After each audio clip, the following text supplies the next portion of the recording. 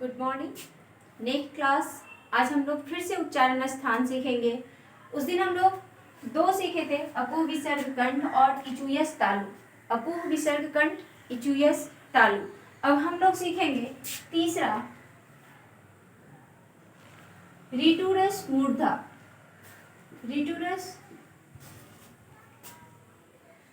मूर्धा,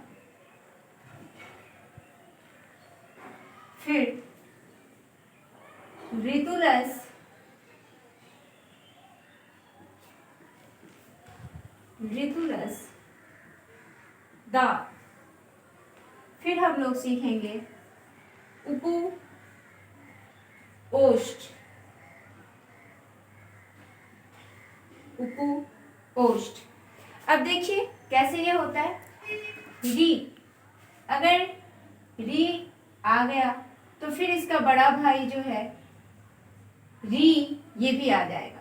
तो री और री का उच्चारण स्थान मूर्धा है। री और री का उच्चारण स्थान क्या है? मूर्धा। ट वर्ग का उच्चारण स्थान मूर्धा। ट वर्ग में कौन कौन आ जाएंगे? ट, ठ, ड, ढ, बस यही आएंगे। हाँ, मूर्धन्य नौ का उच्चारण कहाँ से फिर करेंगे हम लोग? नासिका से। नाक से, नासिका से। ठीक है। ट वर्ग का उच्चारण स्थान मूर्धा। फिर क्या है? र। र का उच्चारण स्थान मूर्धा। मूर्धन्य श का उच्चारण स्थान मूर्धा। मूर्धा। तो इतने का उच्चारण स्थान कहाँ से हो रहा है? मूर्धा से। मूर्धा से। अब आते हैं री। री का उच्चारण स्थान क्या होगा? मूर्धा। दांत। री का दांत। उच्चारण स्थान क्या होगा? दांत। दांत। और री का भी उच्चारण स्थान दांत। अब आते हैं तो वर्ग पे। तो है, तो में अगर ह्रस्व उकार लगा हुआ है तो ह्रस्व उकार की मात्रा का मतलब क्या हो गया कि तो वर्ग में जितने भी लोग हैं, तो वर्ग में तो, थ, द, ध, ये उच्चारण स्थान इसका कहाँ से होगा? दांत से। दांत से। अब आते हैं लौ। लौ का उच्चारण स्थान दांत। दंत सौ, जैसे कि बोल भी रहे हम लोग दंत सौ। दंत सौ मतलब दांत, मूर्धन्य ष मतलब मूर्धा। अब आते हैं ली, री, तोवर, लौ और सौ। इसका उच्चारण स्थान कहाँ से है? दांत से। अब आते हैं हम लोग ह्रस्व उ। ह्रस्व उ का उच्चारण स्थान क्या है? ओष्ठ। दीर्घ उ। अब ह्रस्व उ है तो दीर्घ उ को आना ही है।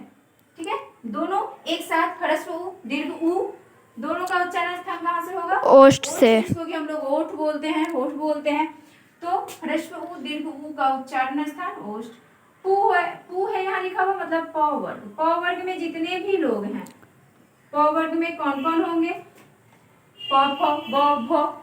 इसका उच्चारण स्थान क्या हो जाएगा? ओष्ठ। प वर्ग का उच्चारण स्थान ओष्ठ। हम लोग कहाँ तक सीखे थे? उपु ओष्ठ तक सीखे थे। अब हम लोग नेक्स्ट क्या सीखेंगे? अकु विसर्ग कंठ सीख चुके। अकु विसर्ग,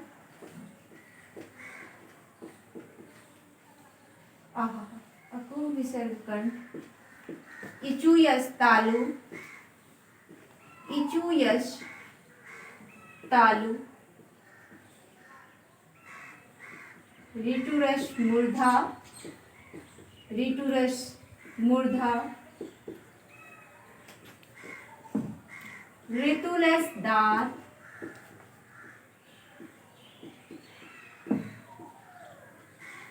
उपु ओष्ठ। अब आते हैं हम लोग पांचवें वर्ण का उच्चारण स्थान, जिसको कहते हैं यमंगनानाम नासिका संस्कृत में। तो अब हम लोग उतना लंबा नहीं जानेंगे, मैं लिखने का लिख देती हूँ, पर हम लोग इजी में जानेंगे आसान तरीके से।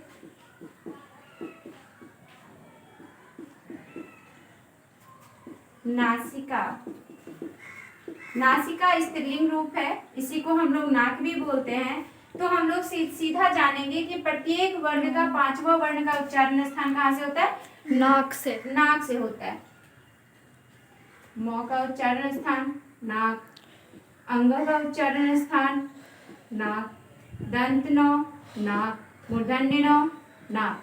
सभी का उच्चारण स्थान कहाँ से है? मतलब प्रत्येक हर वर्ग के पांचवें वर्ण का उच्चारण स्थान नाक से होता है।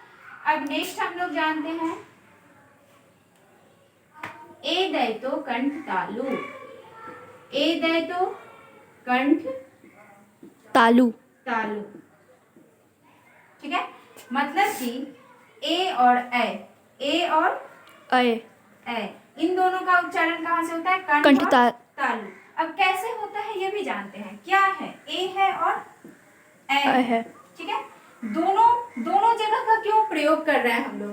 तो हम लोग जब संधि पढ़ेंगे तो उसमें देखेंगे, और पहले भी आप लोग पढ़े होंगे कि अ जोड़ ह्रस्व ई, गुण संधि में आप लोग पढ़े होंगे अ जोड़ ह्रस्व ई से बनता है एकार।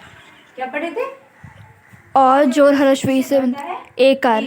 ठीक है, तो ये जो एकार बना है, ये अ का उच्चारण स्थान बताइए कहाँ से होता है? कंठ से। के बना है तो अ का उच्चारण स्थान कंठ से। कंठ है, और ह्रस्व ई का उच्चारण स्थान क्या है? तालु तालु है। तो कंठ और तालु दोनों से इसका उच्चारण स्थान है, ये है। इस वजह से ए का उच्चारण स्थान क्या होगा? कंठ और तालु। और जो ह्रस्व ई अ, तो कंठ और तालु दोनों से हम लोग उच्चारण करते हैं किसका? ए और ऐ का। ठीक है, अब हम लोग नेक्स्ट जानते हैं ओ दौ तो कंठोष्ठ। ओ दौ तो कंठोष्ठ। कंठोष्ठ ये मैंने संधि कर दिया है, मिला दिया है। इसको आप लोग अलग भी कर सकते हैं, कंठ और ओष्ठ। कंठ और ओष्ठ। ओष्ठ। अब देखिए यहाँ पे ओ है, और ओ है तो औ को आना ही है। ओ और औ का उच्चारण स्थान क्या होगा? कंठ ओष्ठ। ओष्ठ। अब कैसे होगा मैम, ये भी तो बता दीजिए ना, कैसे होगा वो मैं बता देती हूँ आप लोगों को। अ जो उ से बनता है ओकार। क्या बनता है? ओकार। जब हम लोग संधि पढ़ेंगे तब इसको जानेंगे। ठीक है, गुण संधि में तो अ का उच्चारण स्थान क्या है?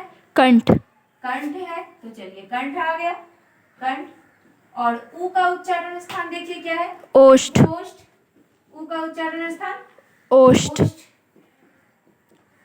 तो इस प्रकार से कंठ प्लस ओष्ठ, इन दोनों के मेल से तब कंठ और ओष्ठ दोनों का हम लोग प्रयोग करते हैं ओ औ के उच्चारण में। उसके बाद आता है हमारा व का उच्चारण स्थान देखते हैं। वकारस्य, वकारस्य दंतोष्ठ। वकारस्य दंतोष्ठ। दंतोष्ठ। दंतोष्ठ अर्थात दांत और ओष्ठ। दांत और ओष्ठ। ओष्ठ, इन दोनों के प्रयोग से हम लोग व को, इन दोनों का हम लोग, इन दोनों के को यूज करके हम लोग इसका उच्चारण करते हैं। व का उच्चारण किसका?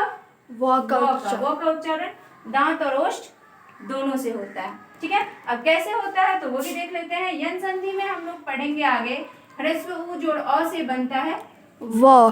ठीक है, तो अब आप लोग देख लीजिए, यहाँ तो ये हम लोगों का ट्रिक ये काम नहीं कर रहा है, क्योंकि उपु ओष्ठ है